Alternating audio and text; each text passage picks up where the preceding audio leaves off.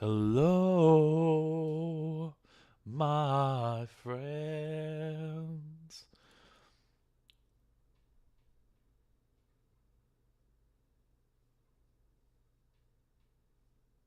We're live. Welcome back to Borg Nation.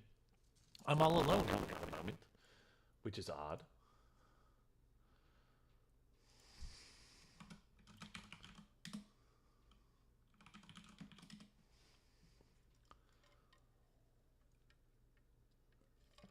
Normally by this time, my friends are here. That is, after all, what we're trying to do, is be here together.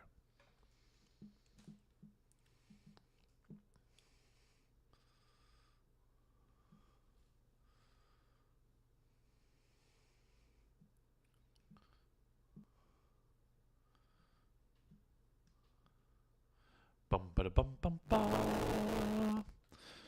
You know, if you really wanted, I could apply a fresh set of camera makeup.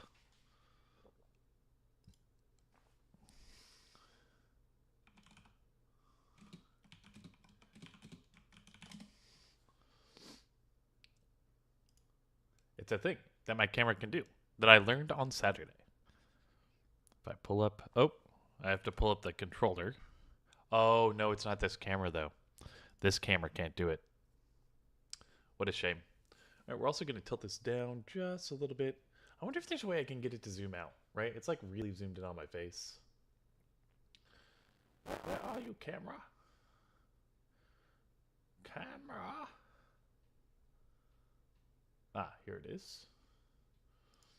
Click on this. Webcam. Properties.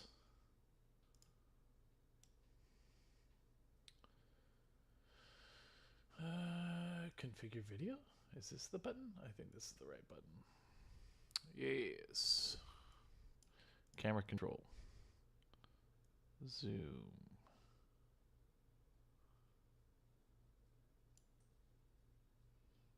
That seems better.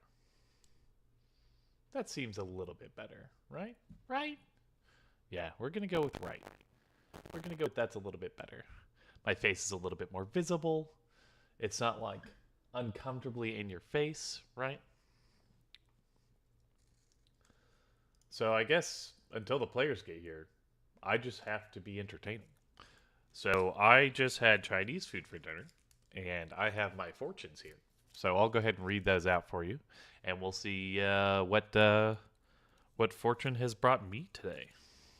Am I reading both sides of these? I might as well, right? So we'll start with the lucky numbers for the lucky one. Aw, how sweet is that? Lucky numbers 18, 12, 11, 33, 52, and 55.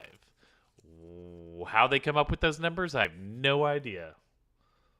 I don't know what the minimum and maximum range of those numbers is. Greetings, the Night 257. Thank you for the lurk and welcome back to the channel. I hope you've enjoyed this announcement. I have. Wonderful. All right, and for lucky fortune number 1, we have Dear the Night 257. Dear Yipyar, your life will be filled with endless opportunities for growth and success. How does that make you feel? Stuff to look forward to, yeah. Yeah. That's good. Do you like growth and success? Sometimes. What does success look like to you, Yipyar? Success to me? Yeah.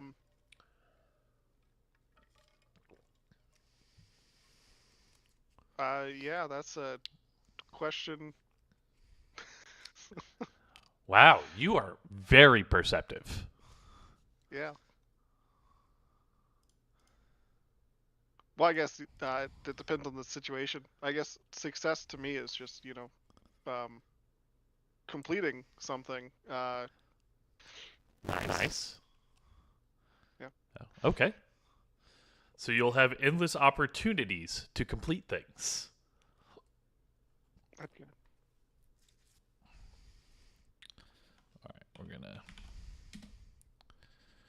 I know that Inno is in a game in League of Legends, so I'm gonna log into the client and poke him and pester him for not being here yet. I didn't think I would have to do this. I knew AO wasn't gonna make it. We knew Biscuit wasn't gonna make it. I've planned a series of small but hopefully entertaining quests for you. So non-canonical. No, it'll be canonical. Why are you not in the Discord? My hombre.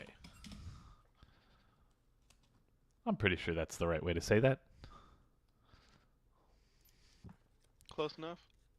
All right, so your life will be filled with endless opportunities for growth and success. Also, I don't know if you want to write these down, but your lucky numbers are 18, 12, 11, 33, 52, and 55. You know, it's been immortalized now because it's being recorded. So It is being recorded. I don't need to write it down. Thank you, though. I could even make that into a short. Do you want to see the D&D shorts from last week? How'd they do?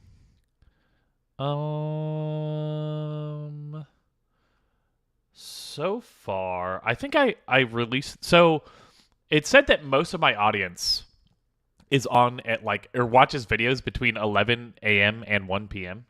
Right? Like the numbers are going up a lot, which is really good. Like, I mean, plus 975% growth in watch time. That's a big number, right? Like a big number. And you can see down here that I've been very consistent about releasing videos, which has been very good. So this is our more popular D&D video from last week. And it looks like it's probably about plateaued. Interesting. So let's give it a watch. At one point, it was like almost really Zarya-like, right? Inspired by the Zarya statue in Ao's room. And then you're like, oh no, this feature is wrong. And then you kept working on it, but every time you kept working on it, you just kept making it a little bit worse. And so now everybody who sees it, like, they can tell no eyebrows. It looks like Zarya, but it also haunts your nightmares. At one point, it was like almost really. I thought that was a really funny place to end the video. So that one's got about. Oh, there is a delay. Oh yeah. Oh yeah, because your me audio comes from Discord, but your me video comes from Twitch. Yes. It was good. And then this is the other one. Ooh, this one's doing way better than predicted. That's interesting.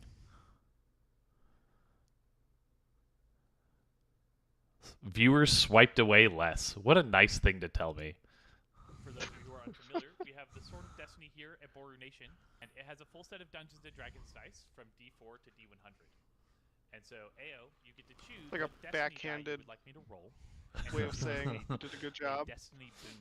I did do a good job. Hours. Now, the higher the number you pick, the greater the risk, but the greater the potential reward. For those of you who are unfamiliar, we have the Sword of Destiny. So, here yeah, that video is slightly less popular than the Zarya one. I released it at 6. Wait, when did I release this? No, I did. I released this one at 11 a.m.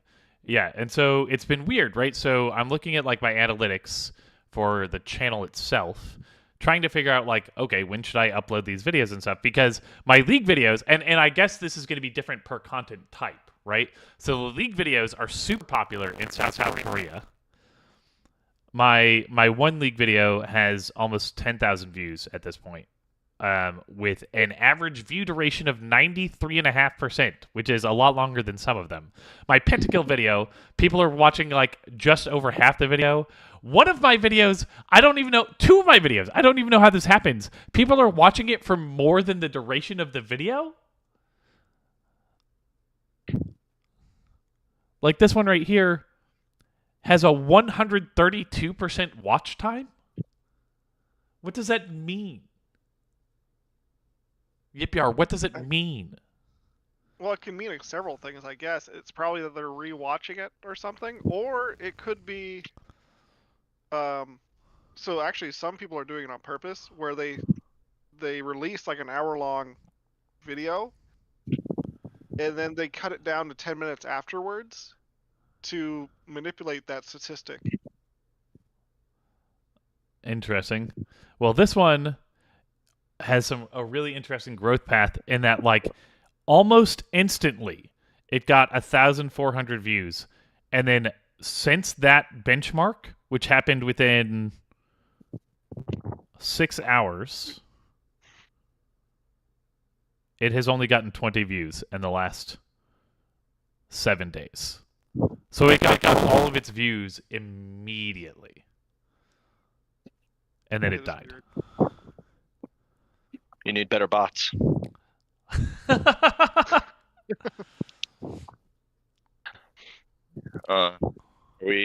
Zarya should join us, right? Yeah, Zarya will be joining us. I've got a good adventure planned for us today. Also, I have a fortune for you. All right. It says lucky numbers for the lucky one. Lucky numbers 5, 41, 55, 11, 4, and 9. Take that for what you will. And it says... Yeah, where's this? Did you have Chinese food or something today? I did, yeah. Immediately before the stream, I was shoving food into my face. It says, your joy will attract abundance. No gurgitating stream? No. I don't feel comfortable eating on stream. I don't feel like it makes for good content. I don't think it makes for good content either. I'm sure it exists. I'm even sure there's some people who like watching, but I agree with you. It doesn't make good content. It makes amazing content. You just want to sit there and watch me eat. Yep. That's All right. exactly what everyone wants. Have you heard of Project Hail Mary? It was the book written by the guy who wrote The Martian after. No. I think I've heard of the book, but I don't know what it's about. So it's pretty good. There's like I mean, this is a spoiler, so for anybody on the stream who might read it, but there's like an alien, and eating is weird, or not eating, sleeping is weird with their species. So like they're not safe. They're like completely unable to wake up when they're sleeping. So he's like, I sleep, you watch. And the guy's like, what? Why do you want me to watch you sleep? Like, it's the only way for them to be safe. So that's the first thing I thought of when you were talking about that. Is like, I eat, you watch. I eat, you watch. Da, da, da. Yeah. That would just be the name of the stream. That'd be a great stream title. I could also make that the push notification. Mm-hmm. Okay. Yeah, so we're going over my league analytics, right? And my YouTube analytics in general. And so like my most popular watch times are 11 a.m. and 5 p.m. And I get like huge spikes at those times. And I think it's the league content videos that do a little bit better early in the day, because I have apparently a small following in South Korea. Makes sense. I mean, League is quite a popular game there. It is quite a popular game there. Is that like when they're getting off of work? No, it's probably just like, what is it? It's probably like a 10-hour time difference. So 11 a.m. it's probably like 9 p.m. there. Yeah, so that's right about the time that they're done with cram school. Makes sense. Nope. My 2 minutes Zarya. is a bit longer, but I'm here. Welcome, Zarya. Where did your fortune go? Where did I put your fortune? Normally we would be Here we'd be mad at you, but with 2 no-shows and me being 10 minutes late.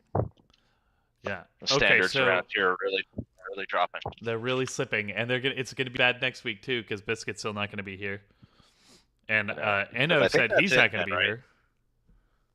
No, it's the 30th that you said you're gonna be here. You said that. 30th. Yeah, that's the week. It's the week after. Yeah. Which will be sad. Zarya, your fortune says, don't miss out on your chance to win big. Lucky numbers 16, 5, 21, 29, 14, and 10.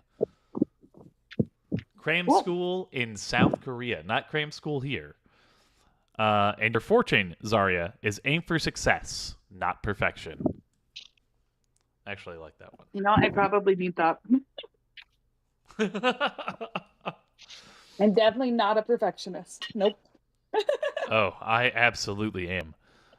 I feel like even success is setting the bar kind of high. Not for you personally, Zarya, but I'm gonna aim for something a little more modest. see video analytics. Yeah, so Pixel Nix, we've been going over some of the YouTube analytics because this is a whole new world. And there was a section. Oh, is it this section? Oh, somebody actually posted something. I need to reply to this comment. No, I suppose it wasn't. But every little bit counts.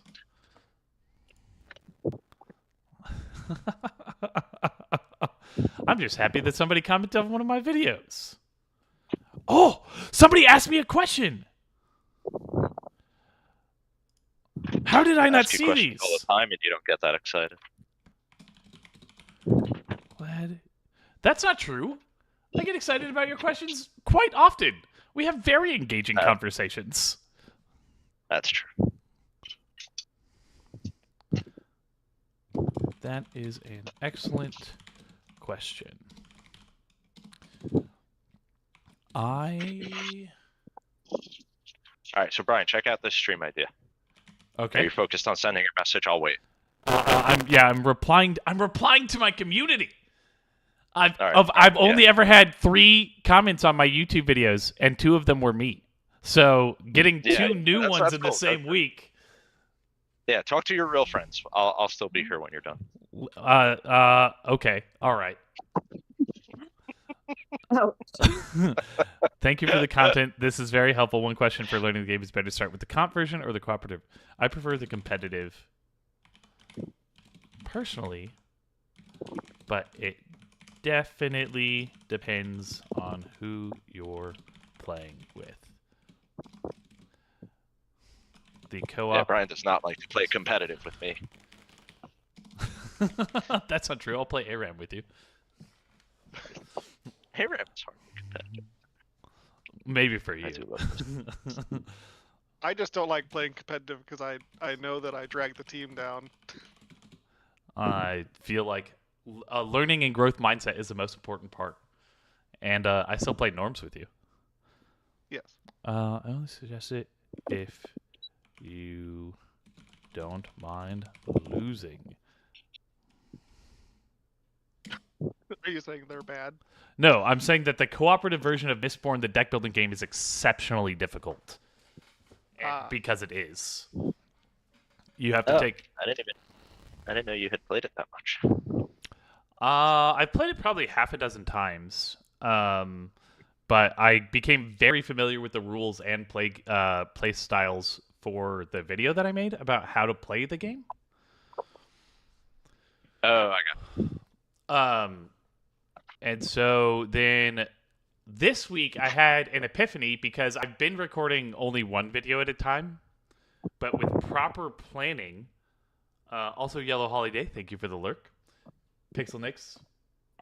Oh no, the analytics. Yeah, I know. It's like this rabbit hole of information that I have no idea what to do with. Oh, the whole point of this, before I got distracted by these comments, I was trying to find where it told me that like half my viewers are from South Korea. It says it here somewhere, I promise. But I'm just going to pull up the DM notes for today. I'm like, it sounds like you need a data analyst. For the premium hydration, right, camera's over here. I do have the, once again, famous red Las Vegas cup from Dice Tower West. Still an absolutely wonderful trip. And then, Inno, I believe you were in the middle of asking a question before you were rudely interrupted by YouTube comments. Yeah, so I have an idea for like a good stream element. What if, or like a thing? What if you had somebody who could like ad-lib sing vocals to go with our campaign when stuff is happening? So actually, if you can find somebody, I'll bankroll this. But you know, like when there's like a fight breaking out, I want them to be like, "Oh, it's combat time." Honestly, Like, Suno could probably do it. That would be so amazing. Suno is what I use to generate all the music for the Wolf Dog Wednesday videos. A rabbit hole of information that will devour your mental health from what you hear. Yeah, that checks out. Thankfully, I haven't like dove into it too much. Mostly, I just noticed that on my analytics, it said that like a ton of my views were at 11 a.m. I was like, that's weird. I guess I'll release videos around that time because most of your views come in like the initial few hours are like super important for the algorithm deciding like who it's going to show your videos to. Create. And so it turns out my League content does really well at 11 a.m. and it's 5 p.m. my time. And then the D&D videos do not go well at 11 a.m. That's what I learned today. So I will stop posting those at 11 a.m. because I don't think there's anyone in South Korea watching my Dungeons & Dragons shorts. It's combat time. Yeah. Well, I'm putting those lyrics into Suno, and I'm going to see what it comes up with.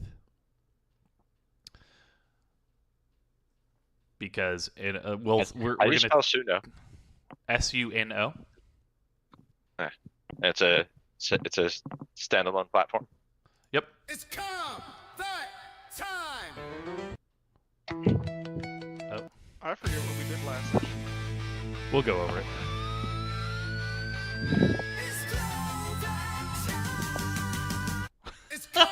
That one was actually really, really good. Did you hear that one, Anno? Do you have the stream pulled up and the sound turned on?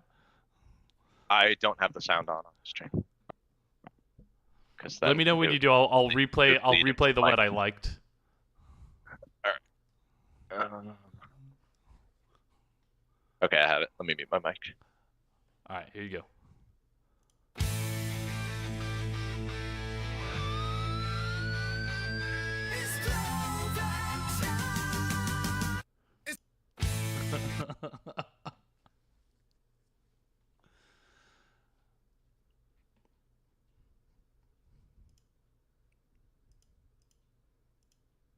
Short, sweet, 8-second sound clip. Wait, can you do it one more time? Yeah. I was having sound issues.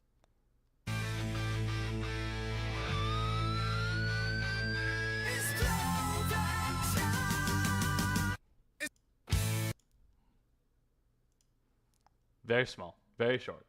But it just, you just wanted the lyrics. It's combat time, right? Came with a full instrumental background. It was even a little bit Iron Maiden inspired. That's how I feel.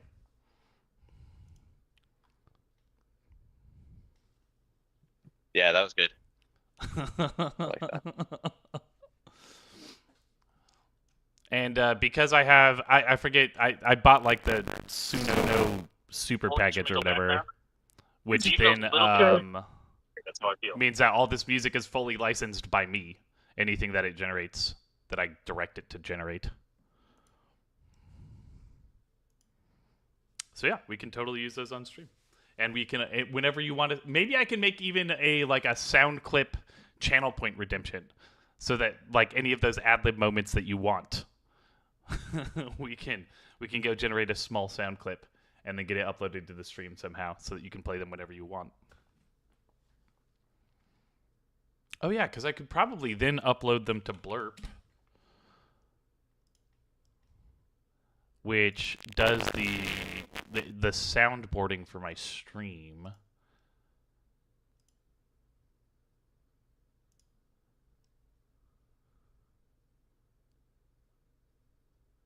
Yep, my dashboard. Enable Twitch channel points. Yeah, because it's got some stuff. Can I upload my own stuff to this?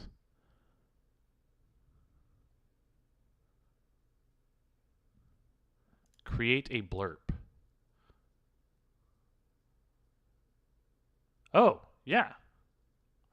So I can upload, so any of these sound clips that we end up making, I can upload to Blurb, which then you would be able to use a channel point redemption to play it whenever you wanted to hear it.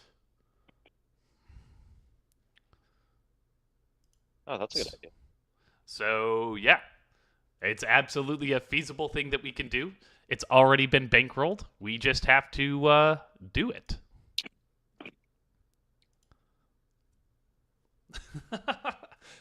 I'll go ahead and download its combat time for you. And get it uploaded. And then, yeah, I don't know where we go from there.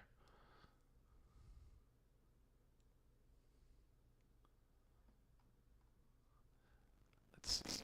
Downloads.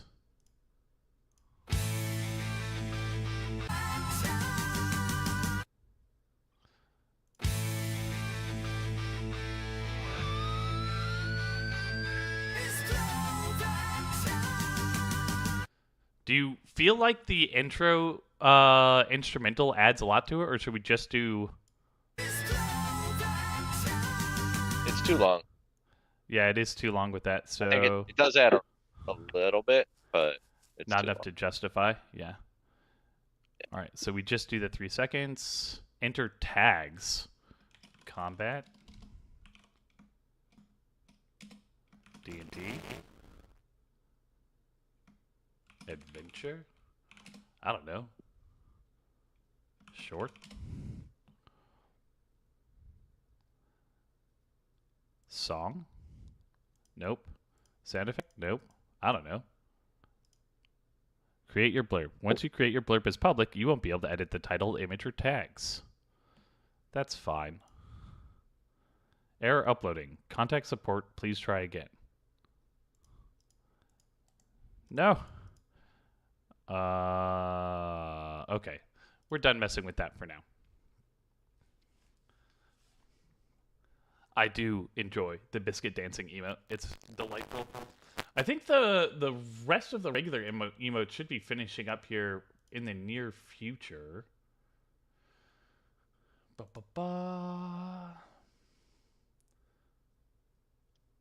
Oh, actually 3 of them are already ready. And then the last one is the Shine Time or Shiny Brian. Shine bright like a Brian. Shine bright like a Brian. Okay. Is it just your head? It has become just my head shining brightly. Like it should, I guess. It turns out the camera that I use for my makeup and Coco streams on Saturdays can like it applies a makeup filter, and it's like really pronounced, and it works really well actually, which I thought was hilarious. But then as I was trying to make clips of the Coco makeup stream, like because it's only my face, I didn't think that it was that engaging, so I ended up not making any clips of it. Because it's just my face. Although maybe... But it's also like really zoomed in on my face. I don't know. I didn't love it. Okay, so last week... Returning to the recap. Well, I guess starting the recap. That was slightly requested or implicitly requested by YipYar. Ao and Old Nana Sarah got back from their honeymoon. They loved the new decorations. You started to... Oh, yeah, each of you did one thing to spruce up the pocket vault as a basically traveling room for Rumble. Right? Zarya made a haunting statue of herself. It's beautiful. It is beautifully haunting. Everybody who sees it has at least one nightmare. And has to pass a wisdom saving throw or run away and gain the frightened condition. Literally frightening. Yes. There's a YouTube short about it. Fix-It makes a heavy metal corner of the pocket vault. I think... Okay, you have a lava lamp and posters galore, with a 90s denim jacket exactly like an Iron Maiden album cover. I also, in my head, imagined a beanbag in this corner. Is that accurate, or is that not the kind of seating that you would have in that corner? Yeah, I would absolutely. Wonderful. Like a child of the 80s. Ao made a Rumble a bed and said, "Don't eat this one," which then made Rumble sad. And then Yip Yar made a cave to surround the bed and make essentially a bedroom inside of the pocket vault in the very, very center. The exterior looks just like a cave would, but the interior is smoothed out and calming. Then, as a party, you went into the Ruel family town and decided to embark on a journey to... What did I name that town?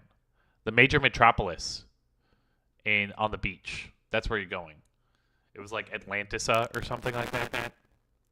I don't think I was super creative with that particular name. I also don't think I wrote it down. Map? No, it's definitely not on the. It's definitely not on the map. Well, you said it with great confidence last time. We figured it was already planned out. Yeah. It was not. It was not planned out. It was made up on the spot, like almost everything on this stream. And I'm just normally better at keeping track of it. Yeah. So, Stellantis. That's what it was. I did write it down. Thank goodness. Good job, DM, taking notes. Party will travel to Stellantis, the largest metropolis in the Stellic territory. Isn't that a company? No, Stellaris is a company. Although Stellantis, I think, is actually the rebrand of Chrysler. Yeah, that's what it is. Yeah, it is. That's why it sounds familiar. Do we think we could get Stellantis to sponsor my stream? I'm sure they're all over it, right? They're really into Dungeons and Dragons streams, right? Yeah, we're gonna get to Stellantis, and it's gonna be a bunch of GM vehicles. I'll hold that threat over them. I'll be like, hey, Stellantis, if you don't sponsor me, I'm gonna put Ford in my DM or in my stream. Yeah, boy, would that be embarrassing. Yeah. For you guys. Everyone in Stellantis decides to drive a Ford. There's just a bunch of F-150s driving around. Must be Australia. Okay, so yeah, you'll regret not sponsoring me with my 6 Dungeons and Dragons current viewers, Stellantis. Hey, Zara, you've got an in at Ford, right? Maybe we could rename it to Fordis. Fordantis. Yes, I definitely could get Ford. I'm like the lowest cog on the machine, but I definitely could get them to sponsor you. Yep. I wouldn't require much. Honestly, if they just want to send me a car, that's fine. Just a car. That's enough. They don't have to deal. give me money. Yeah, they could just give me just a vehicle, you know. I'll take that car. Yeah, actually, we need one for everyone on the stream. Yeah, this seems more and more doable. Yeah, just a Ford Lightning for all of us. Yeah. Ooh, yeah, I like that. All right, so I'm feeling a car theme for today's D&D contest. Now, the ones that have passed through my head are like size of preferred vehicle, right? Like from like smart cars all the way up to Hummers, or we could do like preferred luxury level of the vehicle, right? So starting at like really low MSRP up to like the like a 20 would be like a Bugatti Veyron or something like that. Or yeah. Between those two contests, which do you think is more interesting?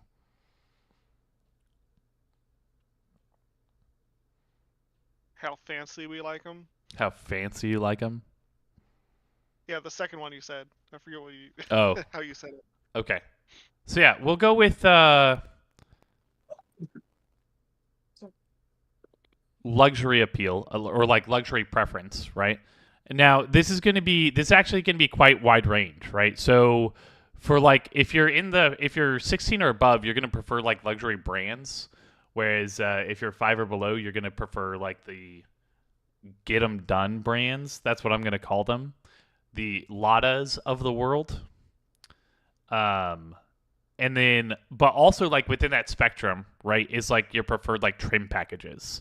So like if you roll like a 20, you not only prefer the highest end luxury brands, but you also have to have all the bells and whistles. But if you roll a 1, it means you prefer the Lada, but you also want manual windows.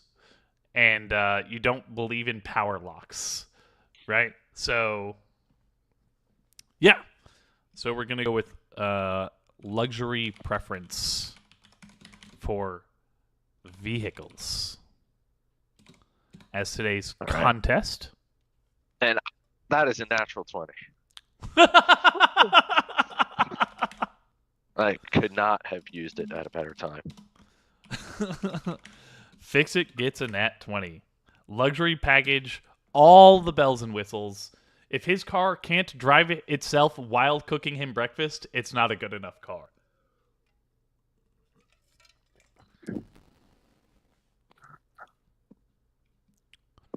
Zarya? I mean, he is an artificer, so. I got Yeah. an 8. Sorry, I got an 8. All right, so that's Is it mid-package. politically incorrect that I'm to say that I picture it being like a pimp car? I have no idea if that's politically incorrect or not. Yeah. But I feel like this is a car. I mean, I guess I don't know how much pimps make, but I don't think it would be enough to afford your car. Yeah, that's probably true. Which means in game, you definitely can't afford your car. Oh, so this is just the kind of car I like, but I Yeah. can't actually afford This it. is your ideal car. All right, yep, you are. 17. 17. We got a couple of high rollers in here. Literally. Yeah. All right, so you're also luxury, but you're bare bones. Which, yeah, I don't even know what that looks like. Well, it's like mid bones because he didn't get like a 15 or a 16. It's Biscuit like rolled a little 10. bit. That's right in the middle. She sees the appeal of both sides. 10 is a wonderful roll. Zarya with an 8. So that also puts you like in the lower package ends, right? You probably have power locks and windows. Definitely have air conditioning. Nothing super fancy. I don't have like the little side light that when you lock the car, the light comes off the side of the car. That's too fancy for me. That's right. Biscuit probably, I think with a 10, you want like a reliable vehicle, but you definitely want it to have all the the safety features, right? So you've got the backup camera, you've got like the blind spot indicators on the mirrors. You've got heated seats. Heated seats. You probably have the touch screen center console with navigation built in. Fix-It has all that too, but in like a way more expensive car. All right, who's rolling for AO? I got it. Fix-It's like, I got my 20. a nat 1. I'm not kidding. No. That He's matches like- the rest So of them. great. It works. It works. runs. That's all I need. Gets me from point A to point B. It's like a wooden I don't cart bother with it, a it don't steam bother me. engine. Everybody's happy. I mean, that's Oh, how he that's- treats his own body too. So That's very true. As long as it gets the job done. What a good spectrum. What a good range of roles here today. So at the end of the last session, all of you set out with a trade caravan. You inspired the Ruel family to send a trade caravan to Stellantis, possibly renamed Fordantis if Zarya can get us that sponsorship. Yeah, And but I I will thought work that was on a that. done Yep. deal already. What do you mean? Oh, it? that's true. Well, I'm going to keep saying Stellantis until I see something in writing because Fordantis does not roll off the tongue very well. I think that's fair.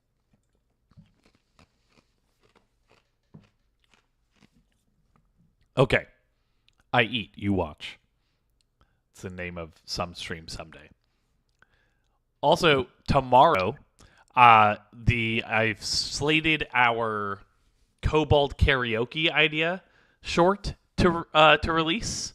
I'm really hoping that one picks up a bunch of steam, and that in our next stream, a bunch of people that we've never met before jump in and ask and like clamor for a Kobold karaoke stream.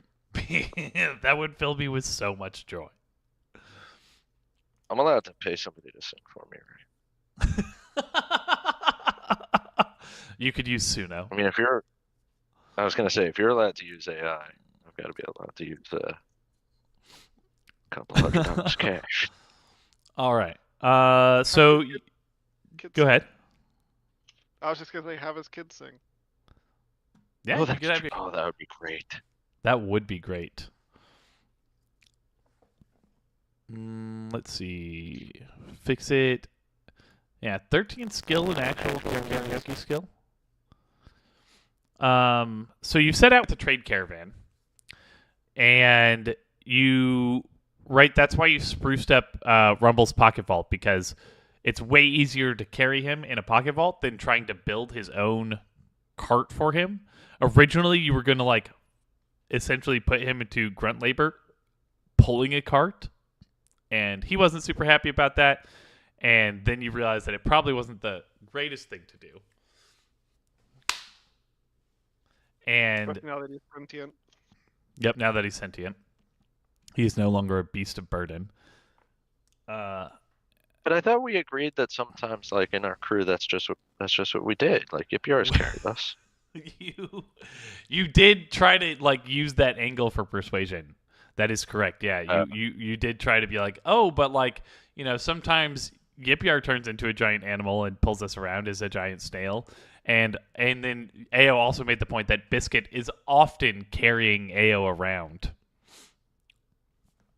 Yeah, this all sounds like, and Rumble still wasn't agreeable.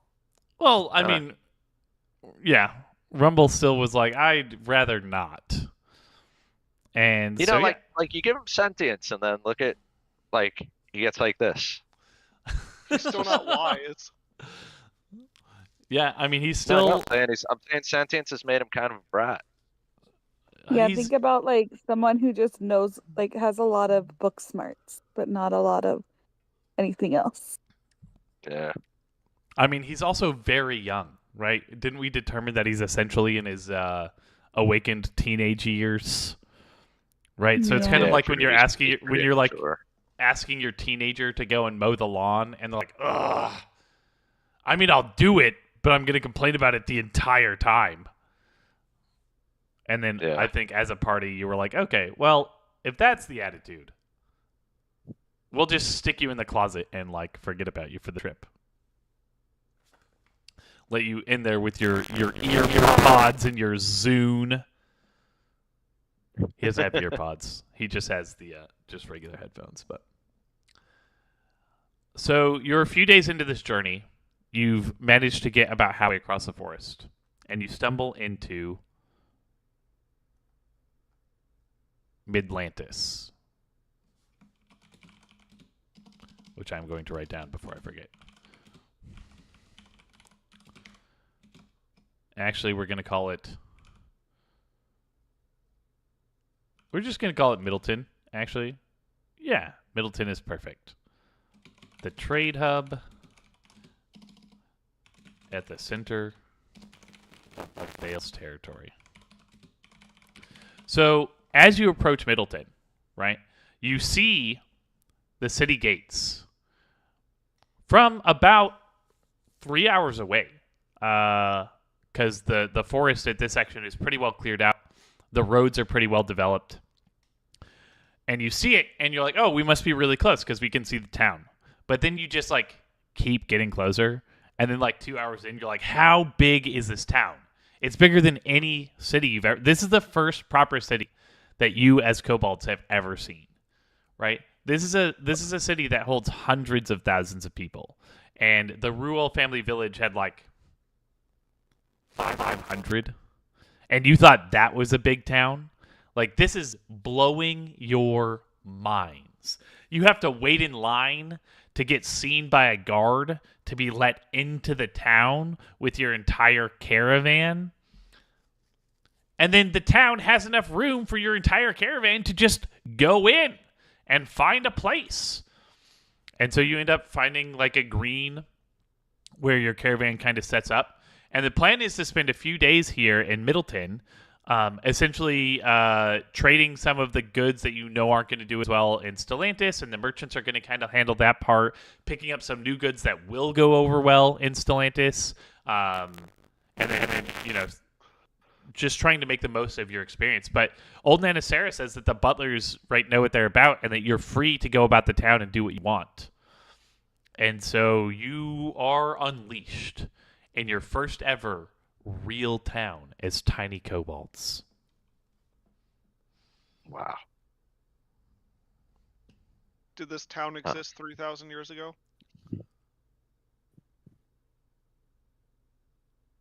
No. Okay. No, it did not. I don't know if there's any town that existed 3,000 years ago. I just didn't know if I would have come here to try to sell goods at some point. Oh, no. You're like, oh, I used to have a stand there. Yeah, that's what I was like. But no, not this one. Not this one. Okay. No, because this town really only grew because of the popularity. Essentially, right, the two major metropolises on this continent are in Stella's territory and in Kor's territory, and their main thoroughfare to get from one to the other goes through this town. This is essentially a highway town that cropped up as a result of commerce. And commerce that didn't exist until Kor and Stella gained control of their territories, which was after the Dragon Wars, which had just started when you entered the book.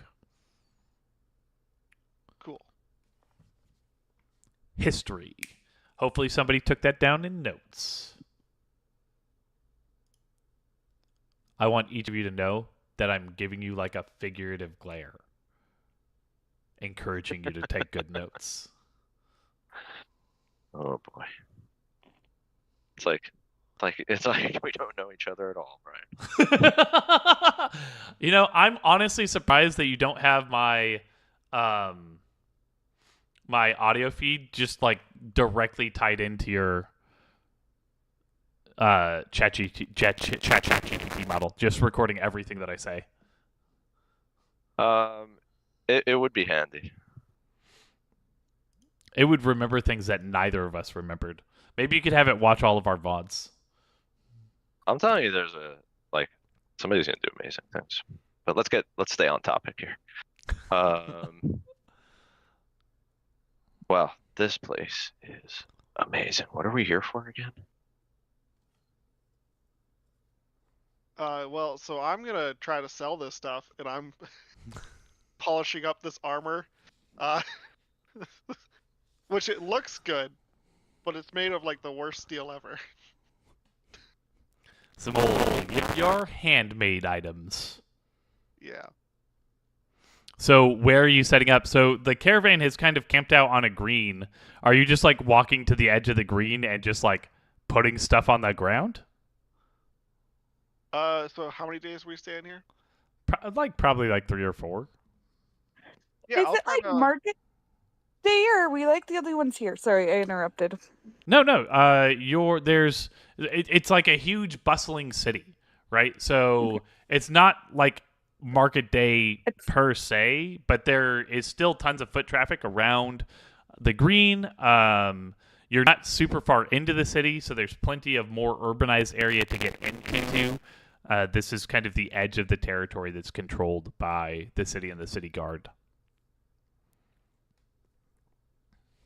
Can I do a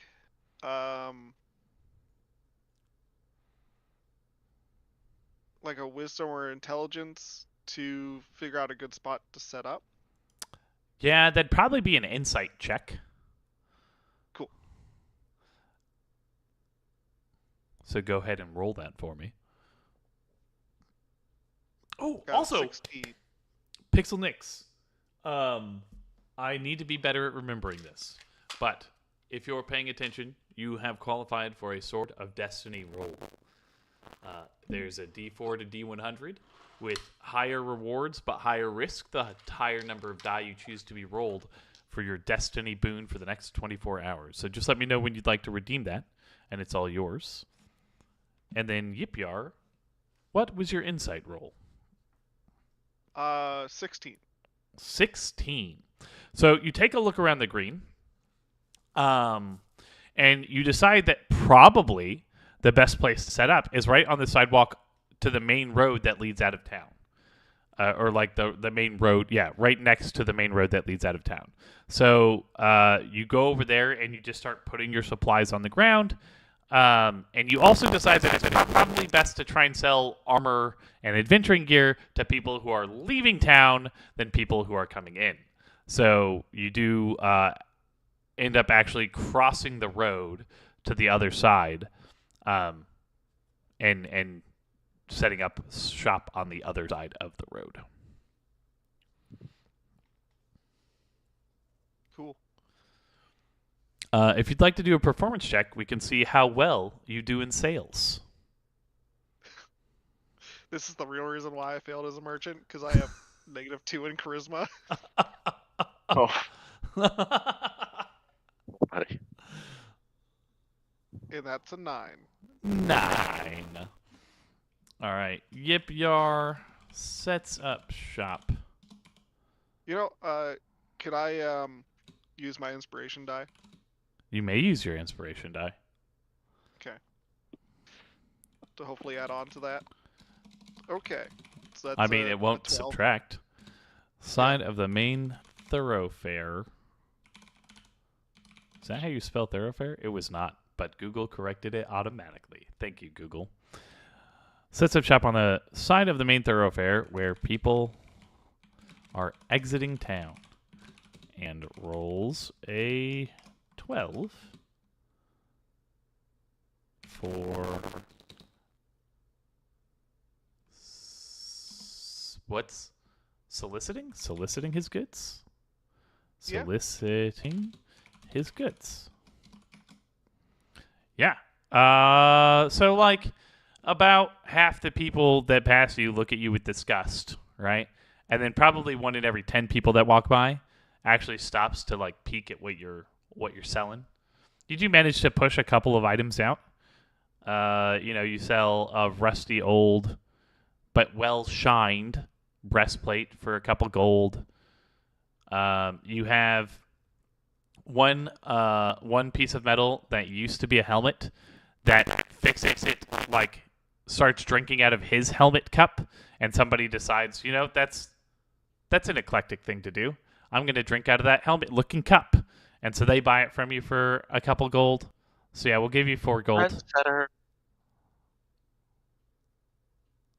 Sounds What? good. Right in the center? What did you say? No, I said I'm a trendsetter. Oh, trendsetter. Well, that Drinking makes out of sense. helmets all the rage You do have a in cell this city, phone. apparently. Oh yeah, that too. Helps him sell a couple of items.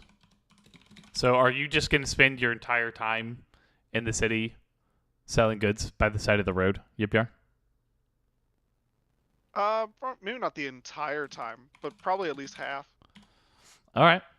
Okay, so while he's doing that, Zarya, Fix It, would you like to go out, look at the city? Do you want to... What would you like to do?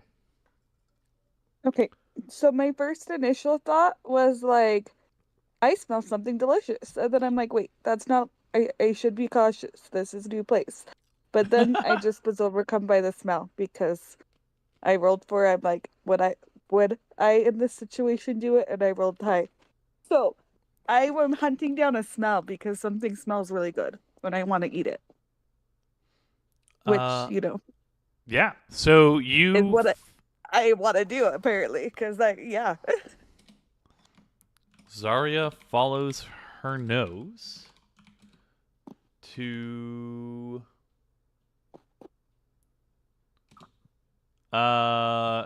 bakery etiquette.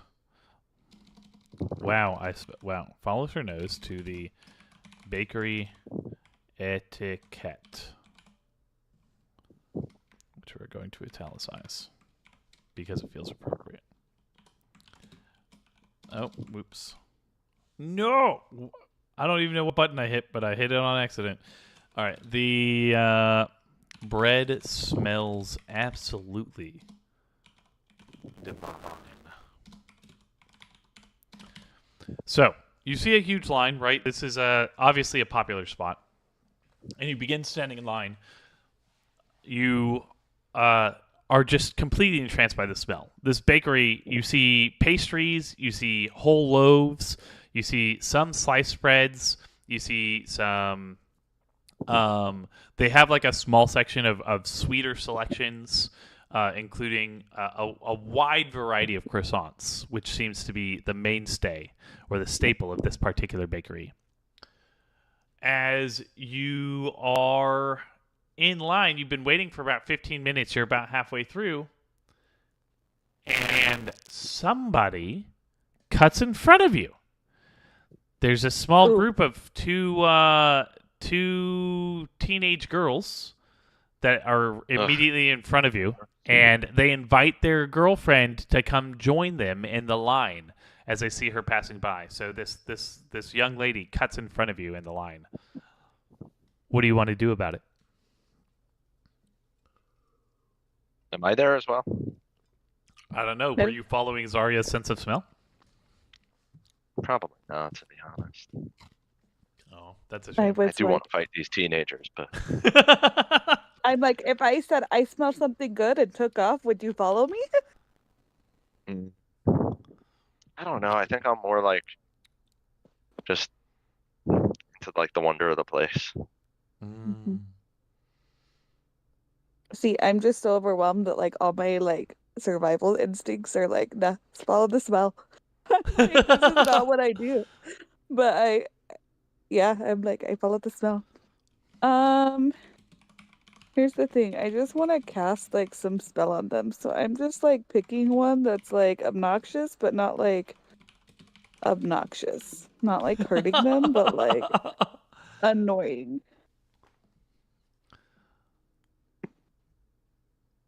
Okay. Oh. So Zarya woke up today and chose violence. Ooh, no, I have it. I want a mirror image and like jump in front of them and then like mirror image. So now there's like 3 of me. It just seems like the right thing to do. So essentially, no words have been said to you between the two parties, right? So what you're going to do is you're going to create a mirror image, 2 mirror images of yourself, and then you and your 2 mirror images are just going to like... Actually, it's 3 duplicates, so there's 4 of us. 4 of you. The 4 of you are going to just walk in front of these 3 teenage girls? Yep. That sounds like the right thing to do. Okay.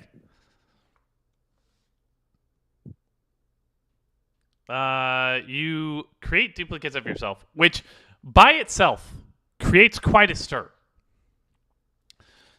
Zarya casts mirror image, causing a stir. Most people in town aren't capable of casting magic at all, let alone higher level spells like mirror image. And 2nd level spell. It is a 2nd level spell. Most city folk are like challenge rating 1/4 or less. I think guards are like challenge rating 1/2. Sometimes town guards can get up to challenge rating 1, which is the equivalent of a level 1 character. Yeah, but most city folk, not there. So you cast mirror image, which causes like everyone around you like immediately, and I don't know if this is going to change your action, but like the 3 girls in front of you and the people behind you who all see this, like they all gasp in delight. And like some of them even start clapping, including the teenage girls, right? They're like just overjoyed that you would cast magic. Because I'm assuming mirror image has a verbal component.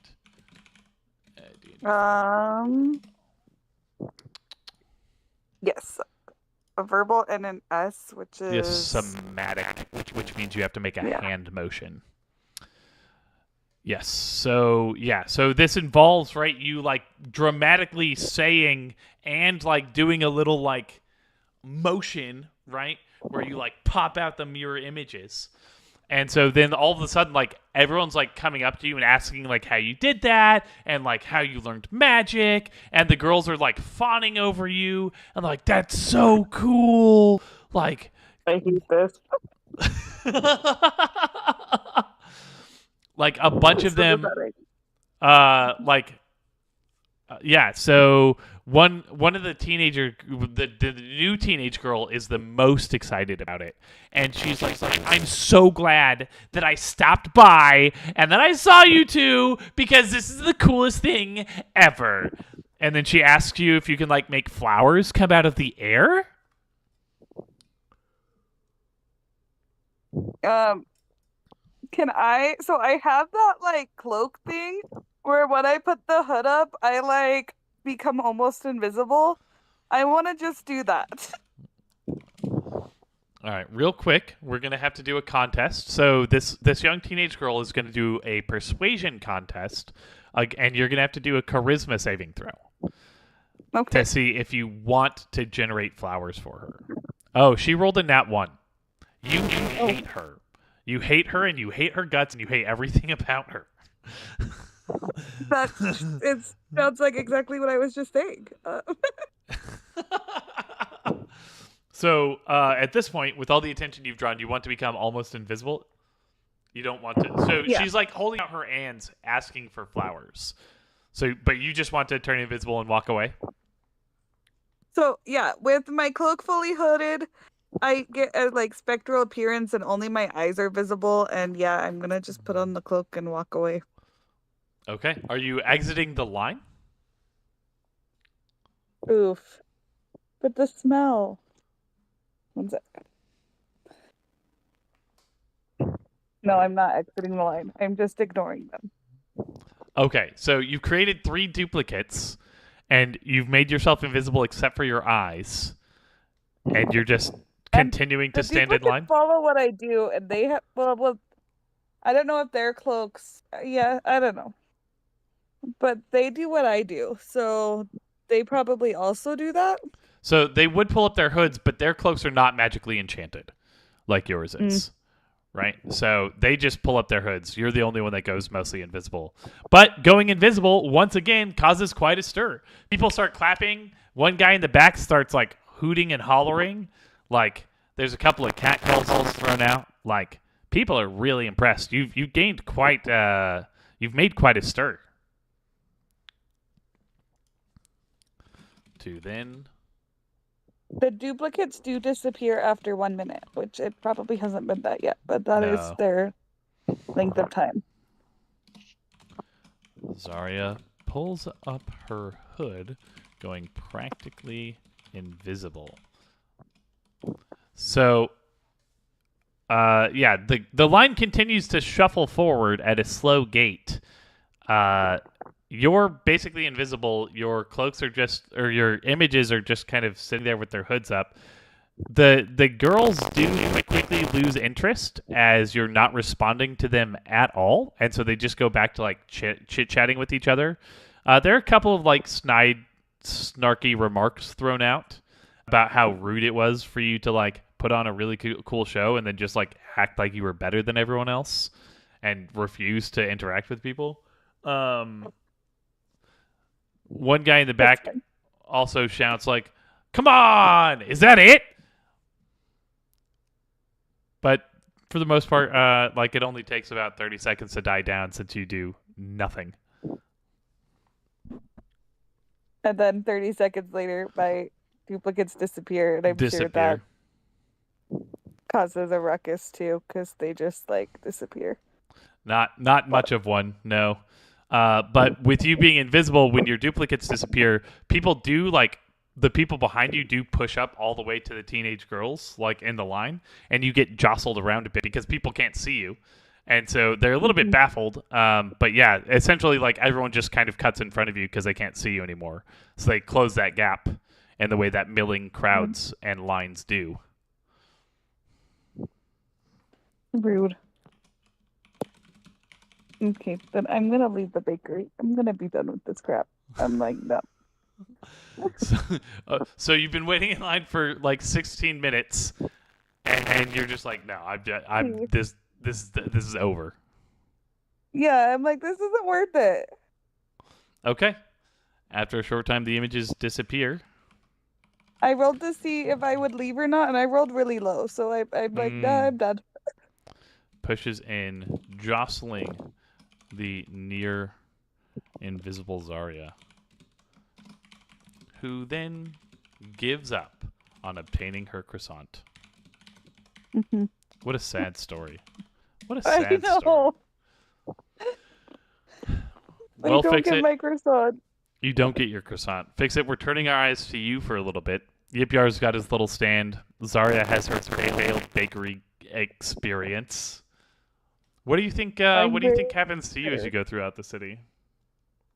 Or remind me why we're here. So you're in a trade caravan on your way to Stellantis, right? The major metropolis of the Stella territory. And this is like the biggest trade hub in Vale's territory within Forest.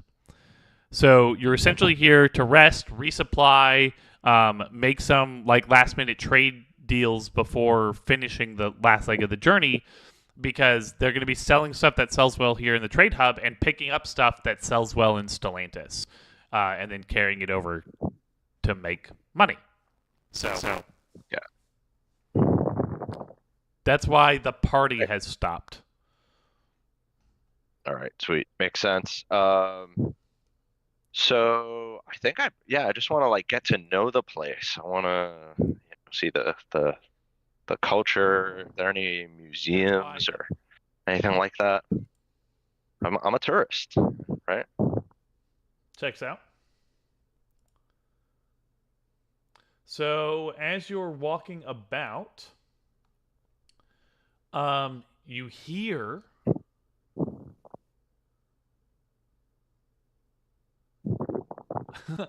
okay, so you're walking around and you're caught up in like the exoticness of this huge city, this place that you've never been.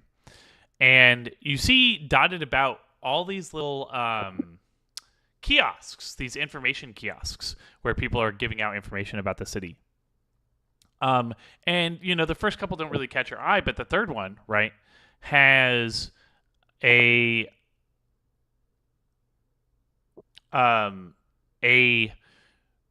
really, really interesting looking lizard person, right? And you've never met a lizard person before. And like that catches your eye more than anything else. And you're like, oh, I've got to go talk to this lizard person.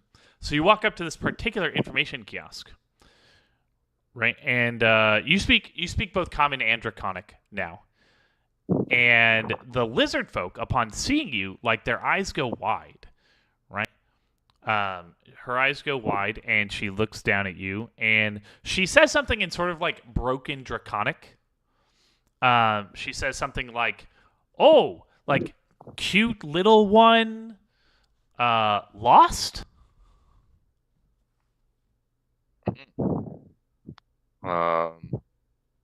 Okay, a little bit offensive, but let's see. I guess I'll respond in common.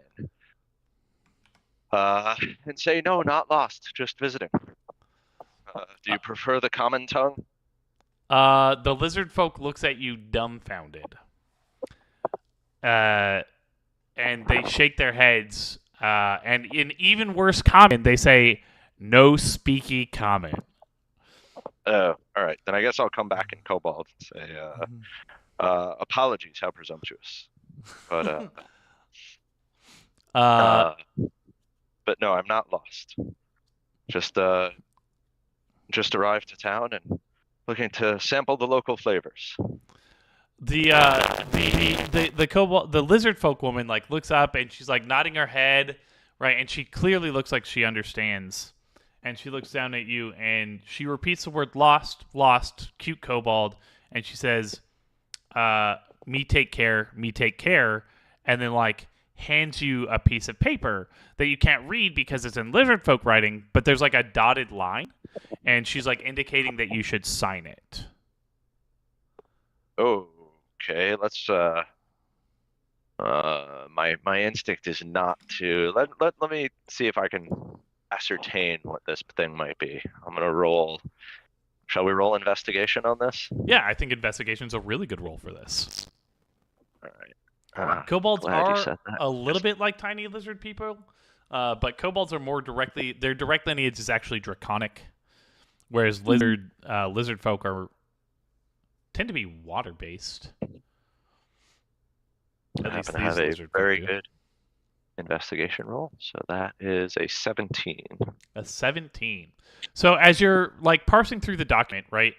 A lot of the lizard folk characters are similar to the draconic characters, and you see that there is like a bunch of like wording about like caring for you, and there's a bunch of like there seems to be a bunch of like free food and like shelter thrown in. So like it's seeming like she's just offering you like a lot of benefits. It says at the top of the page that it's like a program designed to help like newcomers get used to the city or something like that. You're not like 100% positive, but like you make out enough words that like that's the feel that you get for it. This doesn't sound too bad. Sure, I'll go with her. Yeah. So I'll do like the lead the way gesture. After you. She indicates on the document where you're supposed to sign. Oh yeah. Sure. Yeah. I'll go ahead. I'll go ahead and sign. What could possibly go wrong? Perfect. Yeah. She claps her hands excitedly, right? And just gets the biggest smile on her face. And she like gets down like at your level, so she's eye level with you, and just like squishes your cheeks and like shakes your head. And you hear like murmurs of words that sound like cute and adorable, and like she's obviously very excited. So she picks you up, right, and starts carrying you. Okay. Like a little emasculating. Like side straddle, right? And she takes you over to this display box, and there's a bunch of really nice, like ornate leather collars, and she's like looking at them, and she's looking at you, and she takes like this red leather collar with an hourglass and snaps it around your neck. Like she like holds it in front of you, like to see if you're like hostile to it, like if you like the color. Mm-hmm. And then puts it around your neck, and then finally she brings you back over to like the main desk, and she sets out like a velvet cushion on the kiosk and like puts you on it, and then she starts like indicating at you and like calling out to people. And a bunch of people come over and like start looking at you, and like they're putting like their hands in their chins in their hands, and they're like examining you. And you hear a bunch of negotiations happening, and you catch like prices being passed back and forth.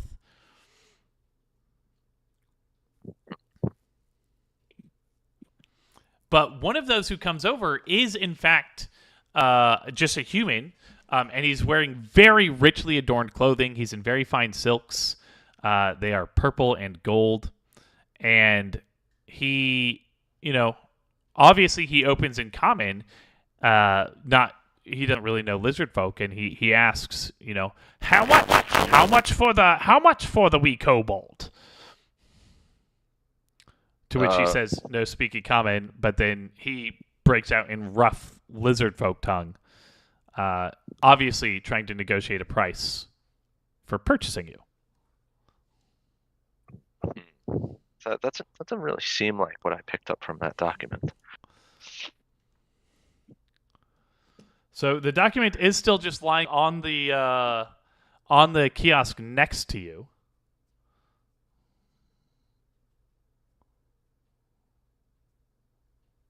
All right, I'm gonna try to reason with this human. Like, sorry, excuse me, sir. There seems to be some kind of misunderstanding. That lizard over there was supposed to be showing me around. Perhaps you know where I can see some of the finer cultural elements of this lovely city of yours. When you speak at first, right? Like he a little bit like goes pale in the face, like he's just seen a ghost, and he like looks at you real close, like gets real close to your face, and he goes, "You can speak," and he pokes you in the nose. I say, as a matter of fact, I can, and I poke him back in the nose. I say, what is this? Why are they adopting you out? You can obviously care for yourself. I had no intention to be adopted. Perhaps you and I can find a more reasonable way to welcome me to this city. Well, that paper there says it was signed by your previous master, saying that you're willing to be adopted to a home in exchange for food and shelter. I mean, I do like a good meal, but I think that's a bridge too far. Well, I'll tell you what. I see a business opportunity for a talking kobold. I think I could make money off of this. Yes. How well can you sing karaoke? Oh, wait. I have to go back to my roles for that. I know you have. Oh, wait, I don't know where I put that one. Okay, so what's my confidence and what's my actual? Your actual is 13. Your confidence is a 2. Oh, all right. Oh, all right. That's good then. So I'll say, well, you're going to be sorely disappointed in this, but I don't say lightly that I may be one of the worst karaoke singers in the world. He claps his hands and he says, "That's even better." I am fantastic with devices. I like to believe I have many other good attributes, but singing karaoke is not one of them. I don't care about your mind, other than the fact that you can speak as a novelty. What I do care about is, the delightful juxtaposition of a rare, exotic, tiny, chubby kobold with a terrible singing voice. Do you know how much money I can rake in? Oh, you'll be the star of the show.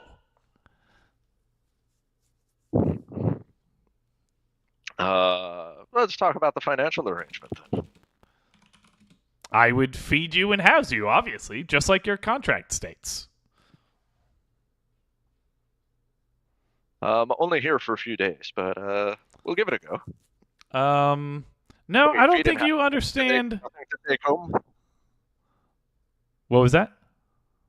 Feed and house, nothing to take home. I don't think you understand. I'm buying you. Like, there is no whatever you were doing. There's no I will become your home. You will work for me for the rest of your life singing. And I will feed you well, because I have a feeling that chubbiness is going to be one of our main selling points. Well, when you explain it that way, no. What do you mean, no?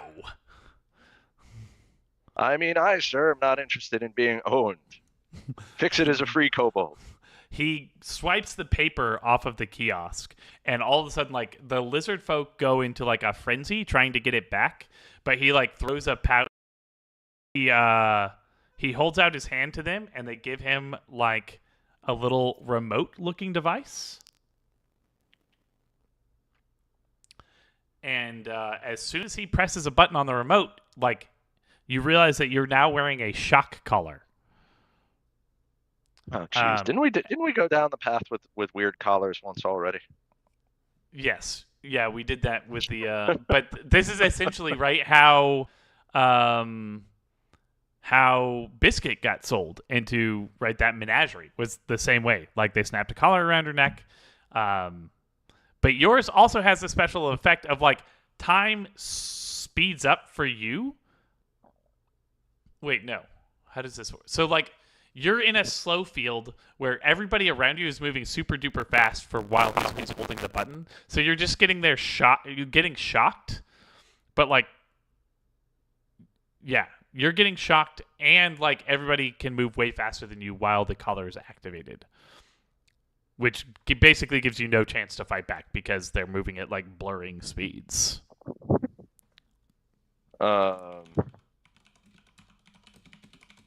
Okay. So at this point, I'm sitting here watching the world blur, just getting getting shocked. Getting shocked. Yep. Yeah, lizard folk are not opposed to slavery. And you essentially just walked into the slaver's arms. But enough about that. Let's talk about the interesting that happens afterwards. So when time comes back to normal, you've been picked up by this noble, and you're like mostly in a jute sack with your head just poking out. And he's like singing a merry little tune about how much money he's going to make off of his chubby, bad singing kobold. It's I'm just big boned. I'm on a bulking cycle. Oh.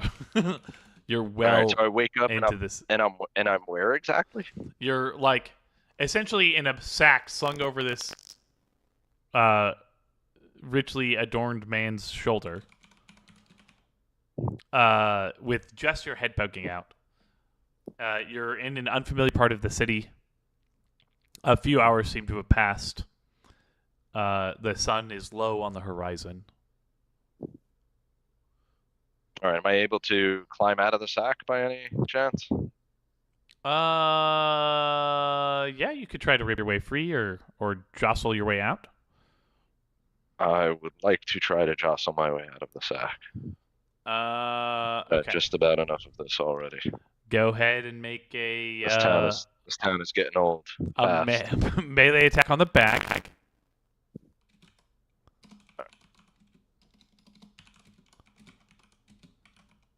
Well, I have a knife. Can I just cut my way out? You no longer have a knife. Oh, that makes sense. They took all of your things. But you do have what's my modifier on a melee attack? Strength. Okay, Plus so proficiency. that is an 11. Yeah, that's good enough to hit the bag. You do manage to make a small tear. But that small tear makes a loud noise. And then the nobleman goes, "Oh, I thought we taught you better than this." And then he hits the button again. And you get shocked. When you come to again, you're in an unfamiliar home. You're in a crate. You are in a dark room. But you do have a bowl of what you assume is food. And a much rattier pillow than the one you were given at the kiosk. Mm-hmm.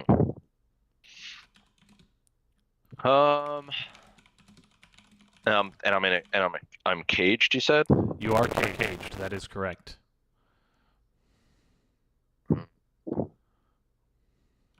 Well, there's much for me to do here but be sad. I mean, I'll just... you have magic, right?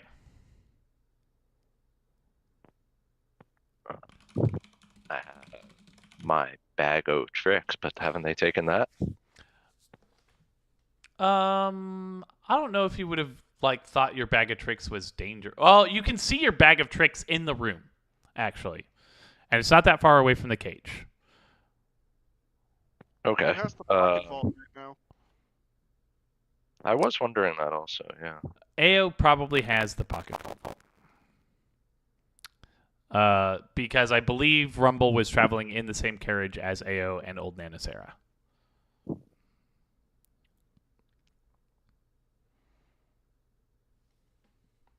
Okay. So, I will certainly try to reach my back.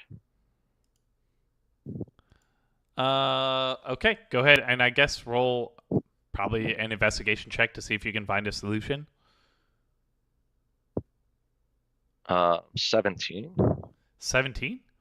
Yeah. Yes. You end up like being able to like your cage is on a rug, and so you kind of like shuffle your way over on using the rug and like your weight on the cage to like shuffle over to the bag, and you pick up your bag of tricks. All right. Excellent. I really hope that the first thing you pull is some Pinot Noir. Yeah, I was gonna say there's some stuff that's kind of good for fighting here. I'm not sure what I have. Ironically, as a tinker, I haven't done a good job of stocking up on things that can help me pick locks and the like. Let's see. Well, I guess I could. There's a. Let me check out the door, the lock mechanism, whatever. Like, is it? Am I thinking just prison cell? I'm not like I can reach the door. You know what I'm saying? You can definitely reach the door of the cage. In fact, it's like a very simple locking mechanism. The nobleman obviously doesn't think very highly of you. Okay. So yeah, so I just want to I want to investigate. Yeah, I want to investigate the lock. Yeah, it's a go ahead and roll investigation check. Basically, I'm trying to figure out if I need to pick it or if I need to blow it up. That is a 20. 20. Yeah, you are fairly certain that just sticking your claw in and jiggling it around vigorously will cause this lock to unlock. And wiggle vigorously, I shall do. You wiggle vigorously, and the lock just pops open. The front door of the cage opens right after that. Oh, all right. That's cool. All right, now the real fun begins. I guess it's perception, like what's going on around me. How far is the nearest person? Am I in any imminent danger? You're in a dark room. Okay. There's not any candles lit. There's no windows. There's a single door. It's about the size of a broom closet. Any noise on the other side of the door that I can detect? Go ahead and roll another perception check. I think this is like the most I've ever rolled. That's and I'm rolling hot. That's an 18. 18. You stand there listening at the door for a long while. You don't hear any voices. You don't hear any footsteps. You don't see any light peeking out from under the door. You think that it's just going to be a dark hallway on the other side. All right. Into the dark hallway I go. You open the door into the dark hallway. You look down left. You look down to the right. There are doors lining the hallway, but this does not seem to be a well-traveled portion of this building, whatever this building is.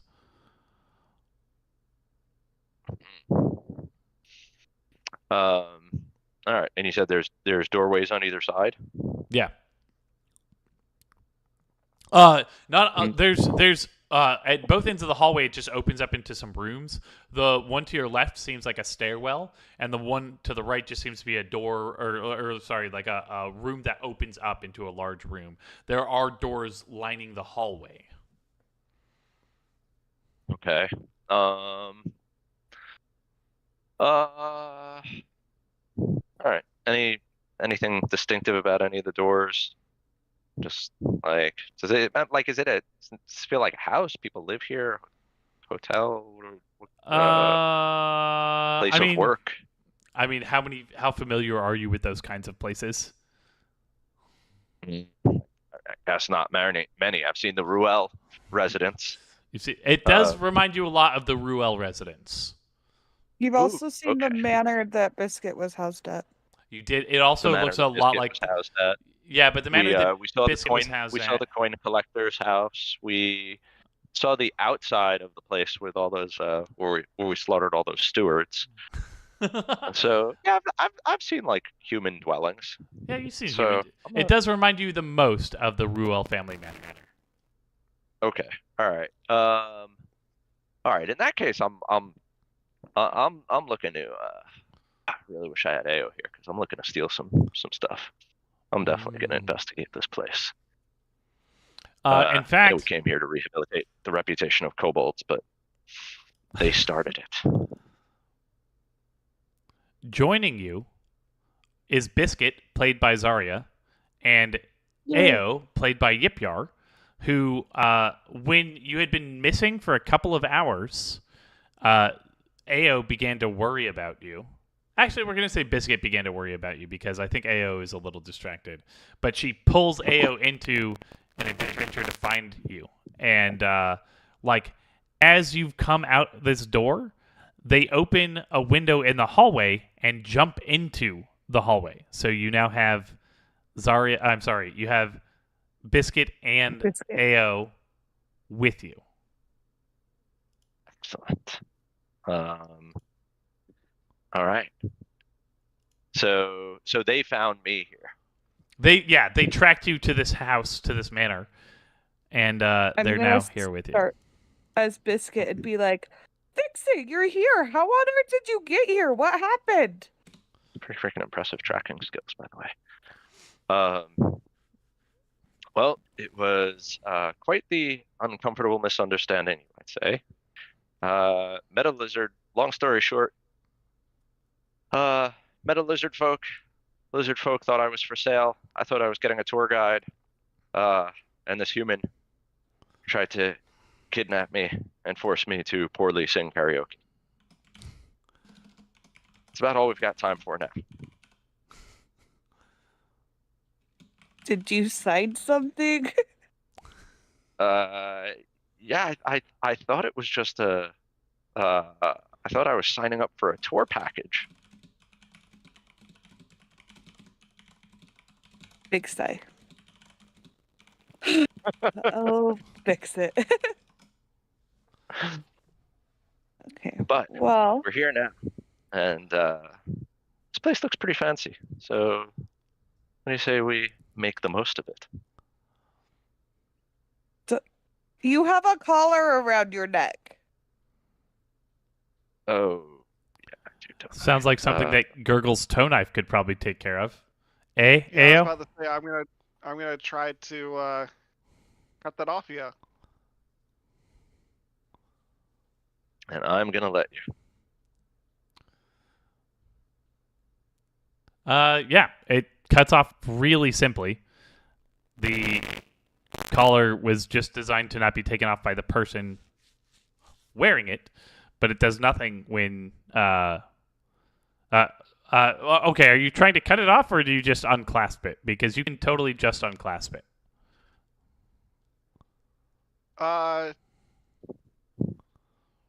Would he be intelligent enough to just unclaps it? Why don't you clip it. roll? He's only got a -1 intelligence modifier, I'm pretty sure. Maybe Who, negative me two. or- No, Ao. Yeah. Oh, yeah, it was not the brightest. 12.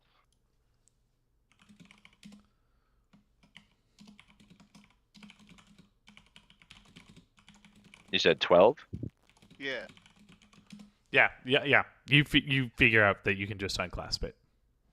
Okay. Yeah, I probably go up there with the knife and then like, oh, never mind. You It's do not get like the my knife. belt. You get like the knife up to his neck, but then like you start cutting like where the metal portion is, and you're like, wait a second, I think I could just open this, and then you just like click it open. Yeah, it's like my number 3 belt. It is. It has the exact same clasp as your number 3 belt. All right, so the three of you are on this. Biscuit and Ao. This is so difficult. Biscuit and Ao know that you're on the 3rd floor of this manor. because they climbed up the outside using Ao's grappling hook. They also know that most of the manor is asleep. Biscuit, quite wisely, did some scouting. There is one serving girl awake in the kitchen just in case somebody wants food in the middle of the night. And then there are a couple of guards posted at the front door, but everybody else seems to be asleep.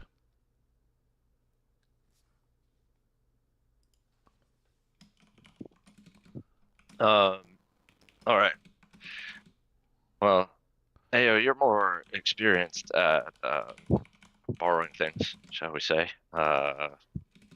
Seems like there must be some good stuff to be had here. Where should we get started? Or, have I got this figured all wrong? So we're on the 3rd floor, right? Yes. So probably the 2nd floor, yeah. What's on the 2nd floor?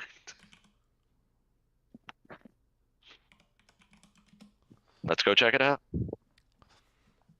Only one way to truly know.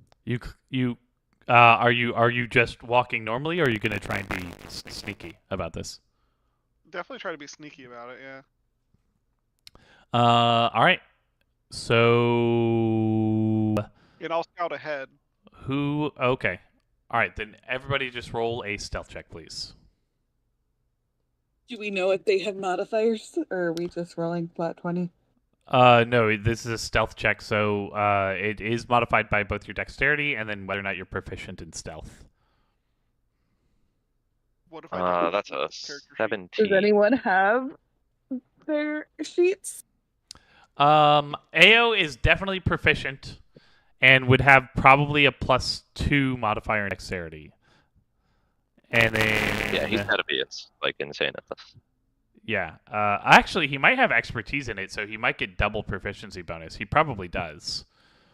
Yeah. And then Biscuit, I think, chose dexterity over, so I would give her probably a +1. Okay. Then Biscuit got a dirty 20. Ooh, very nice, Ayo. Biscuit. Ao got a dirty 20. Very nice, Ao. What did you get, Fix-It? I thought I was flexing with a 17. You managed to sneak really well down into the down under the 2nd floor, and this seems to be the floor with a lot of the bedrooms. So as you're looking down and you're kind of investigating, you open a couple of doors really quietly, and it's definitely these are where all the sleeping chambers are. This floor.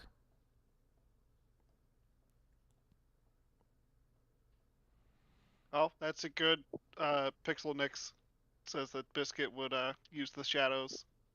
Oh, yeah. Oh, yeah. Advantage with shadows. That's a really good point. And don't forget that she also has the, I believe, once per day ability to use shadows to teleport. And in the dark of the night like this, that basically means you can disappear anywhere and reappear anywhere. Sweet.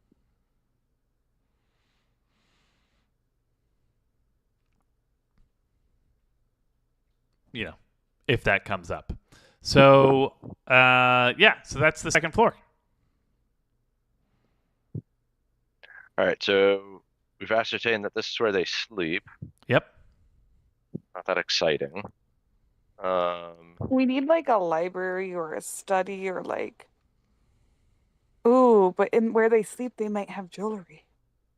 Yeah, it's true. Should we try to sneak into where they sleep?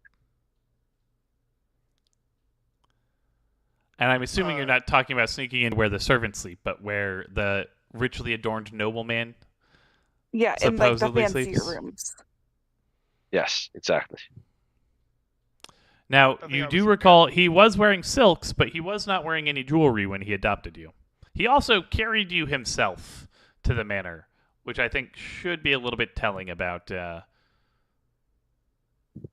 some things. Well, yeah, I I think he's probably, and he's a human anyway, so he's bigger and stronger than we are.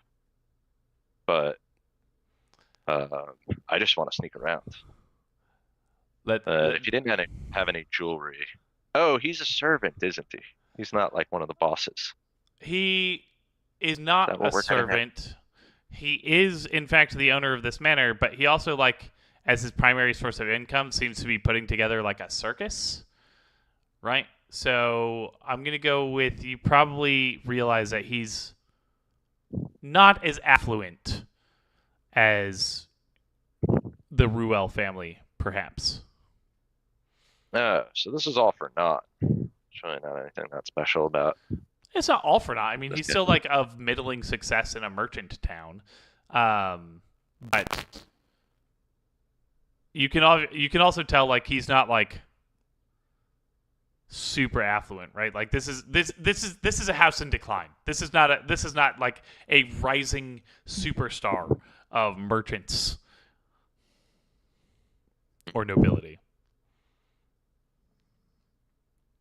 So he's broke. He's I got kidnapped. broke for a rich Right. person. So there must still be valuables in here somewhere then. Right. Do you want me to slip this collar onto his neck? Ooh, that would be interesting. Would it fit? Probably not. Although Fix-It is rather chubby, which in this particular situation works out in your favor. So I'm going to go with maybe.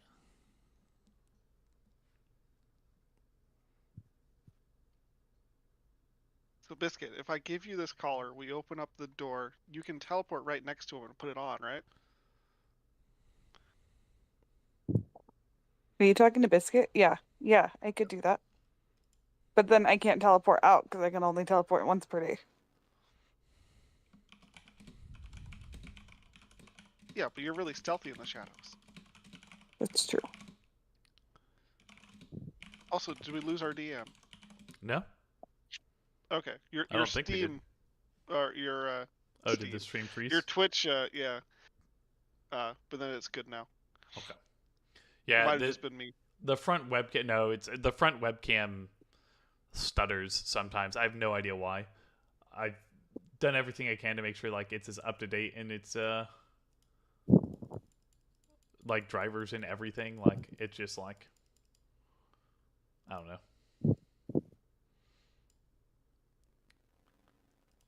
All right, so you sneak around the house. So you do find the room that belongs to this person who kidnapped and or adopted, you know, depending on your perspective.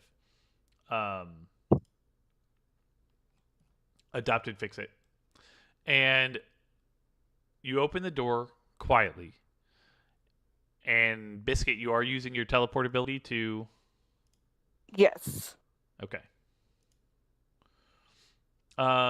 Yeah, you port over right next to him. You snap the collar on. It just barely fits, and it chokes him a little bit while it's on. But you do manage to get it on. He wakes up screaming. His wife wakes up screaming. The butler's, like, you hear, like, doors opening all up and down the hallway.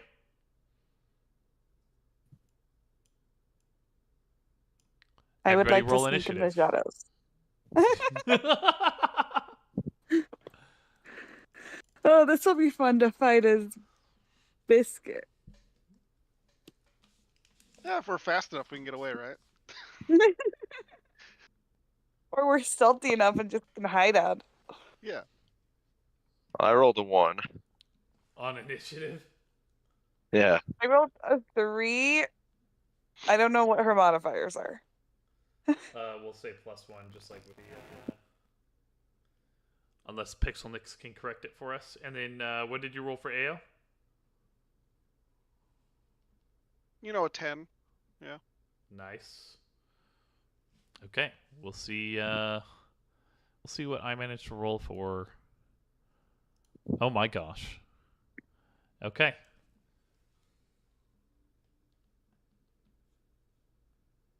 Ao, you go first. What would you like to do? As you hear, so you're standing outside of the room, and the door right next to you begins to open, and that's when we've rolled initiative. A door that is opening in response to the disturbance caused in the room. Fixit didn't tell us that there's a remote to this collar, did he?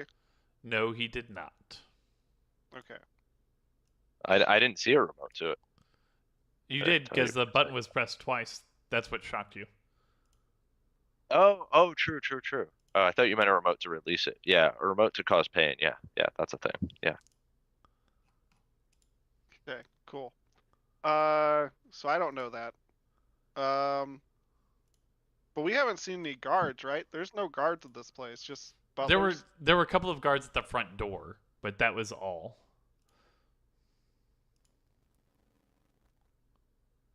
I don't know his abilities and stuff other than the fact that he's a rogue. He is a rogue. Yep. I guess because he was not phased by the murder, like the mass murder that we did, if I remember correctly. This is a complete like up in the Noble compound? Yeah. That's like the other side of the world from here. No, but Ao wasn't phased by it. Oh. No, I don't think so. He's looking at AO's psychology.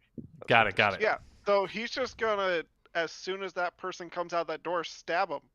Oh, so you're not gonna? Okay, all right. Stabbing person in door. All right, go ahead and make an attack roll. Yeah. Would it be a surprise attack against them?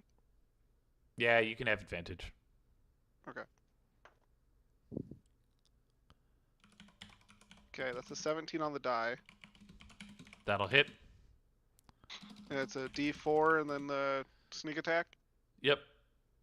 Which, you guys are level 9 or are you level 10? 9, I think. 9. Yeah, we're level 9.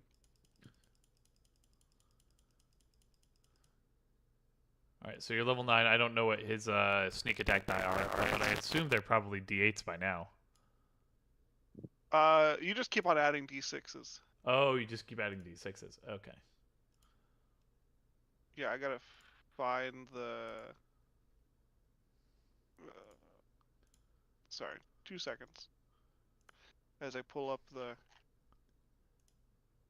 rogue stuff. Rogue stuff is good. Okay, 9. Oh, that's 5 D6s. That is, yeah. Onto the head of the house. While sneaking about. Which wakes him and rouses the household. So that's just a, 26. Stabby stabs. Yikes. Hey, stabby stabs the head butler before he can even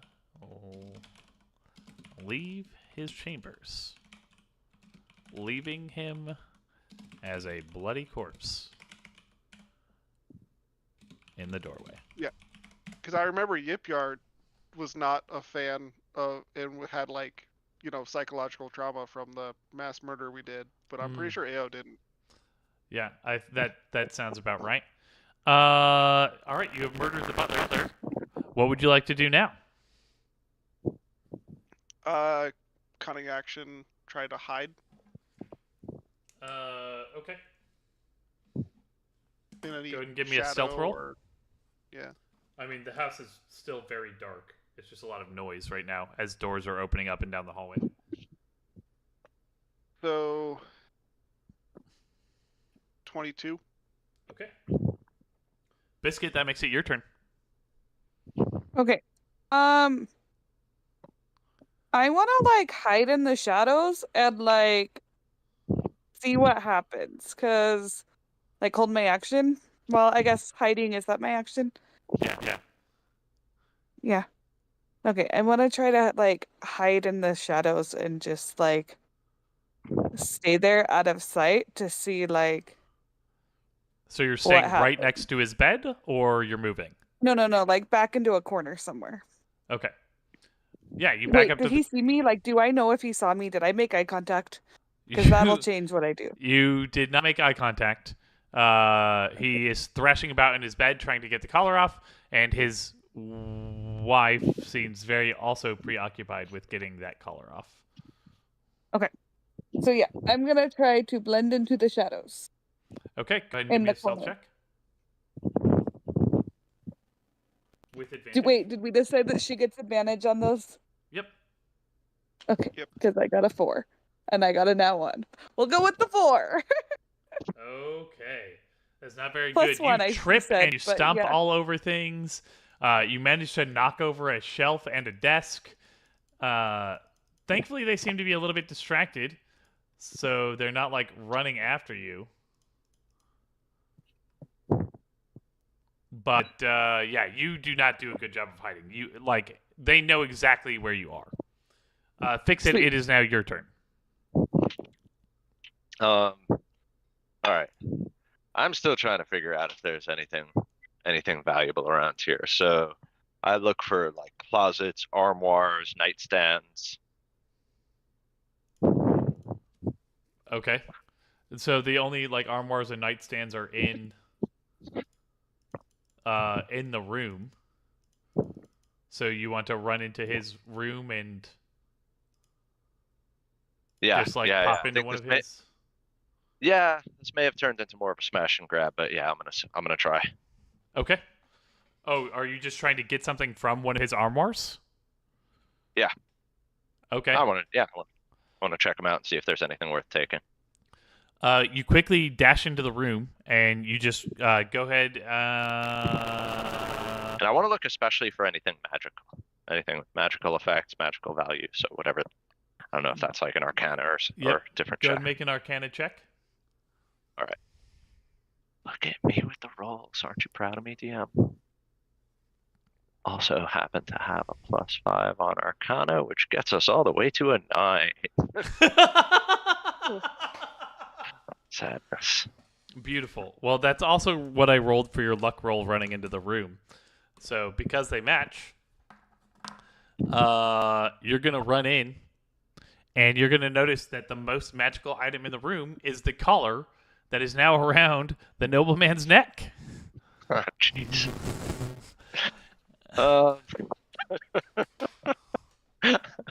guess I'm just like a guy, like a football player running suicides. I just run in, make that observation, and then without breaking stride, do a U-turn and run back out.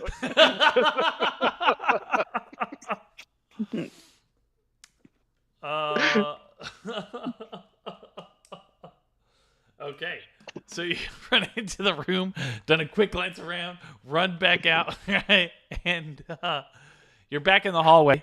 You notice, right, that there's like a severely mangled corpse in the doorway of the first door immediately outside of the room.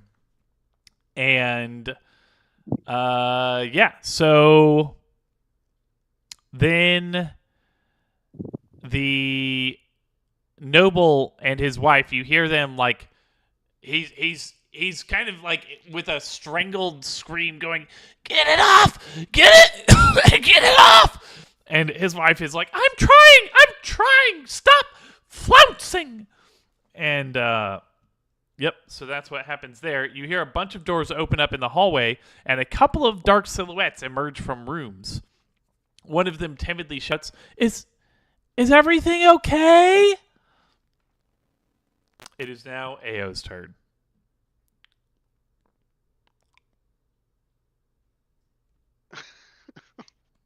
Can I? What would he do at this point in time? There's no way of knowing. I know, right? He's very unpredictable. He is. Wait, Ao has the pocket vault though, right? Yes. It's back at the camp. He didn't bring it with him to this. Yeah. Sneaking around with a pocket vault isn't the easiest thing in the world to do. And actually, Oh this god, Rumble Rumble would have been just what this party needs. this is actually where we're going to end the session for today. We're out of time, and this feels like a really good cliffhanger moment to hold on to until we start the next session. It does indeed. That was a fun session. Yeah, a noble and a collar and a dead body. And a dead body in the big city. Yeah. It's become like a Law and Order SVU episode or something. Oh, she did. Biscuit just sent me her thing for next week. I'll have it. Aw, that's awesome. Thank you, Biscuit. Biscuit's the best. All of you are the best. I'm so happy that we get to play D&D. It is indeed very fun. Yeah, and you can also, if you'd like, use the Discord to reach out to these individuals and get some insight into what they think their characters would do. And then also we'll have to fill up. Obviously, this Fix-It adventure took up a much larger time span than either the Yipyar or the Zarya time blocks. So think about how those two characters would have spent the next few hours as well. And we will resume next week. Yeah, sounds great. I look forward to it. All right. Thank you, everyone, so much for stopping by the Hey, stream. everybody.